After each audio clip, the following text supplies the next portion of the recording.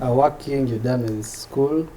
Tell us about how you managed to go to Israel and how that impacted your life at that point. The Israel thing was interesting because it was never meant to be a spiritual trip. I had gone for a business course, 1 month business course, Okay. and it was funded by my dad. And so at the back of my mind, I thought, okay, I'm going for this business course, but there's a reason why God is taking me there. And so this was in 2012, September. And so I went, everything was fully funded by dad, and I found myself in Israel. And in going there, what was his mind? Was he looking at advancing your career? Was it an opportunity that had come up, or he knew that this is what you wanted to pursue? No, he didn't know it's what. I think at the back of his mind, he just wanted his son to advance his career. So I went for a diploma in small and medium enterprises. SMEs. Yeah, in you can Israel. imagine in Israel. You can imagine, and so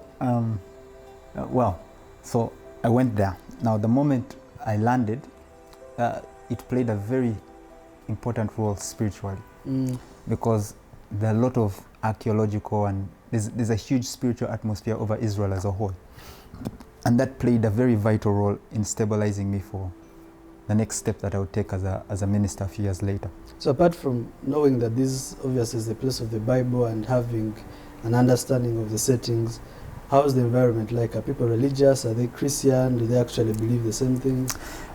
It was interesting. It shocked me. I found that a large percentage of the Jews, you're not just Jewish. Being Jewish is not just a religion. You can be a Jewish without believing in God. Okay. Yeah? You can be Jewish without believing in God. You can be a Jew without believing in God. And so the Jews, the people, and then the Jews, those who practice the religion. And so a large percentage of the Jews are actually secular. So they are Jews through history, by birth rather than practice. And how is the Christian environment there? If someone is a Christian and they want to visit some of these places and understand them from that perspective, are there people who do tours? Or? I think Israel is predominantly, if there's any nation on the face of this earth that is open to a multiculture, that's Israel. Because Jews are not just Caucasian, they're Jews that are Africans, okay?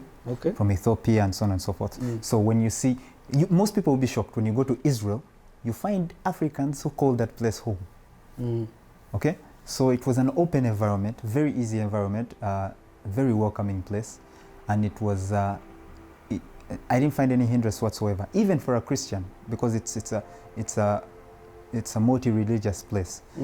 Jerusalem alone is the center for 3 major religions: Islam, Judaism, and Christianity. And Judaism. Yeah. And were there are some places you visited that intrigued you, or some things you found out that you didn't know before? There are 2 major places that blew my mind out of the water. The first was the Garden of Gethsemane, with these trees that are 2,500 years old. They've been maintained the same way they would have been when Jesus was praying in those gardens. And so when you go there, it takes your breath away to think that this garden has remained exactly how it was when Christ was praying in it. It's out of this world. You should go and see it. Then there's the Dead Sea. The Dead Sea, for people who might not know, the Dead Sea is called the Dead Sea because nothing lives in it. It has the highest amount of salt content within, they call it a sea, but it's actually a lake. Highest amount of salt content in the world. So it's salty water? Salty water. And so it's nothing lives in it. That's why they call it the Dead Sea. It's in fact a lake, but they call it the Dead Sea. Okay. Now the reason why it's an attraction is because people come from all over the world. You can't sink in the Dead Sea, you just float. So you see lots of pictures of people lifting up their hands, and it's quite an enjoyable feat. But the thing that most people do not know that makes it amazing is that it authenticates the Bible. The Dead Sea is found right next to the cities of Sodom and Gomorrah, were found right next to the area of the Dead Sea. The cities that were burnt down. Burned down. And one of the most crucial things about it, we know from the story, is that Lot's wife was turned into a pillar of salt. So is it by coincidence that, you know, the saltiest sea on earth is right next to the place where a woman was turned into a pillar of salt? And when you go there, you find huge pillars of salt right next to the sea. It's an amazing Is it next to Jerusalem or Tel Aviv? Jerusalem is quite a distance away. Tel Aviv is also quite a distance. But I think there's a lot in Israel that can make you realize that much of what we read in the Bible is not just history. It actually, it's not just a history that people made up. It's real. It happened. If you went and asked, you'd find what... I remember that the moment I stepped in Israel and landed in Jerusalem, I was actually staying in Nazareth, the hometown of where Jesus. Jesus was born. No, he was born in Bethlehem. He was born in Bethlehem, but where Jesus grew up. Yeah. Now, the first thing I asked, and all Africans were asking this, it's very unique, it's you'd go to a Jewish person and ask, so what tribe are you? Really? You know? And most of them don't know what tribe they are. But those who did have specific signs to show them. So, for example, if someone is called Benjamin, most likely they were either from the tribe of Benjamin, or if they have Levi in their name, they were Levite. Okay, so it's handed down.